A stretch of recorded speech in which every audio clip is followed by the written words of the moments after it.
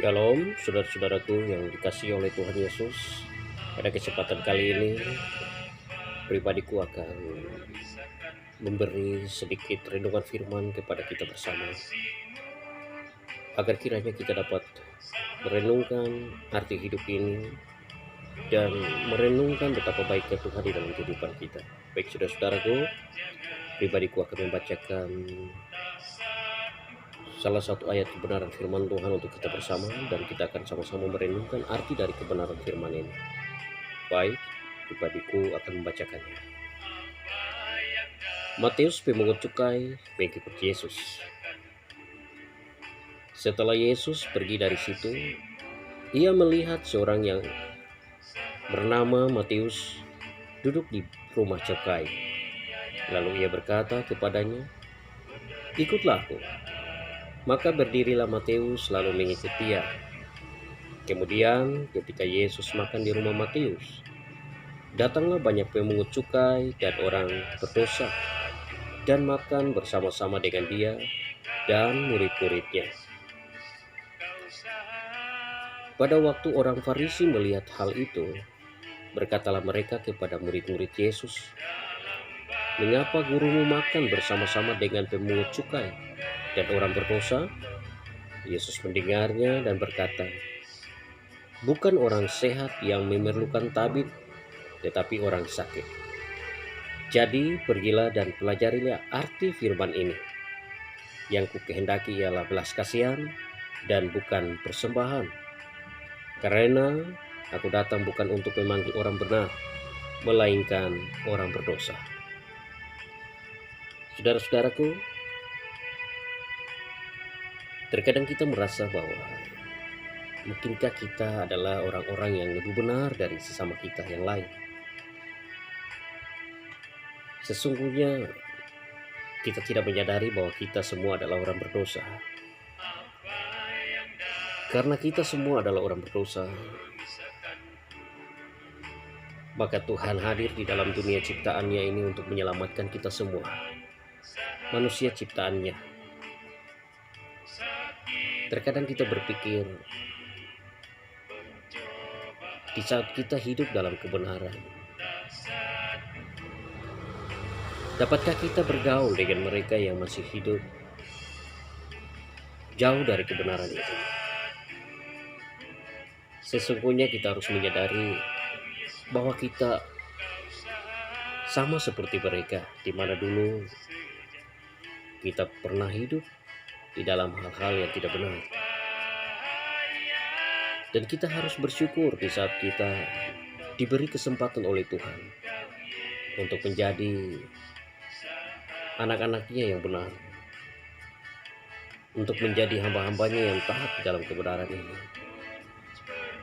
untuk kita dapat menjadi contoh teladan bagi saudara-saudara kita yang masih berjalan atau hidup di dalam ketidakbenaran itu.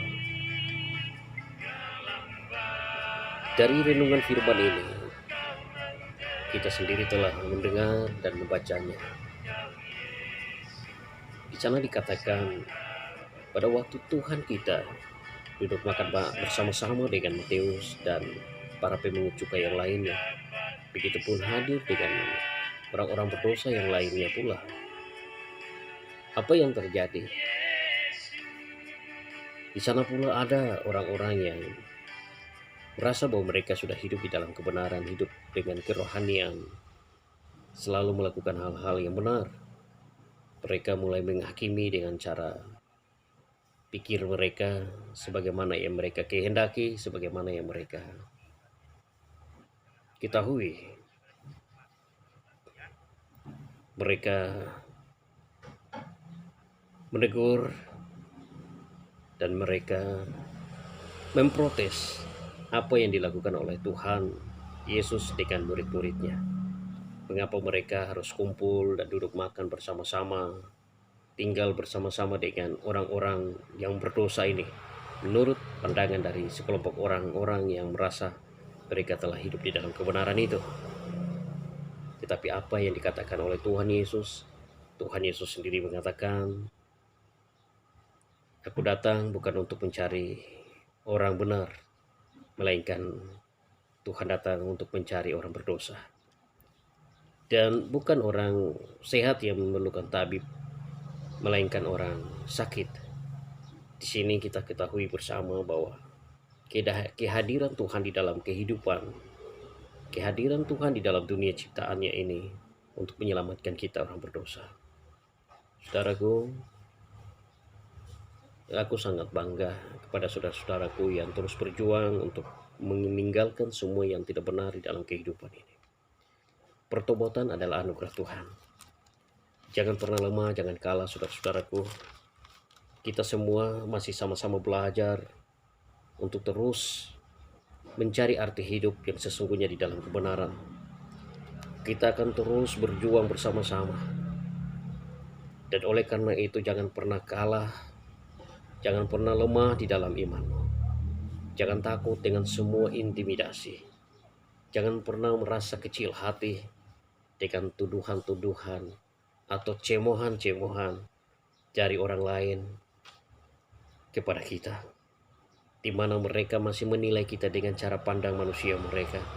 Mereka masih memandang kita sebagai orang-orang yang hidup di dalam ketidakbaikan, hidup di dalam ketidakbenaran itu. Tapi percayalah, Tuhan mengasihi kita semua. Tuhan memberi kita kesempatan hidup sampai hari ini, saudara-saudaraku. Itu semua adalah anugerah Tuhan, di mana Tuhan ingin kita dapat merenungkan betapa baiknya Tuhan. Betapa kerinduan Tuhan itu sangat besar untuk kita dapat kembali bertobat dan dapat berjalan seperti apa yang Tuhan kehendaki. Mentaati dan melakukan semua perintah-perintahnya di dalam kehidupan kita ini. Saudaraku, aku tahu mungkinkah saat ini dirimu melihat bahwa masihkah ada harapan itu. Tapi sesungguhnya aku ingin katakan kepadamu, harapan masih selalu ada untukmu selama engkau masih diberi kesempatan hidup sampai dengan saat ini. Jangan pernah ragu, jangan takut dengan apapun yang saudaraku lihat bahkan dengar sendiri atau alami di dalam kehidupan ini. Saudaraku harus kuat dan yakinlah Tuhan yang saudara sembah, Tuhan di dalam nama Yesus Kristus, akan selalu menantimu.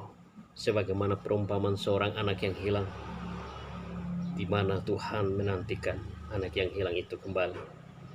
Seorang bapa yang selalu menanti-nantikan dengan rasa rindu, rasa keinginan yang dalam untuk berjumpa kembali dengan anaknya. Dia selalu dari kejauhan, dari halaman rumahnya dia menatap jauh ke depan, di mana arah anaknya pergi, dia menatap di tempat itu pula, bila mana kapankah anaknya itu akan kembali. Dan pada saat dari kejauhan dia melihat anaknya itu datang, dia berlari dan memeluk anaknya, dan dia memberikan yang terbaik buat anaknya. Saudara-saudaraku, apapun keadaan saudaraku saat ini, apapun permasalahan saudara saat ini, saudara mungkin masih terikat dengan hal-hal yang membuat saudara merasa saudara jauh dari Tuhan. Dengarkanlah akan pesan ini. Tuhan Yesus mengasihi. Saudara berharga di mata Tuhan. Jangan takut, jangan lelah. Tetap kuat. Percayalah, waktu Tuhan pasti yang terbaik untukmu. Waktu Tuhan pasti yang terindah untukmu. Lihatlah seseorang yang sedang berbicara di hadapanmu.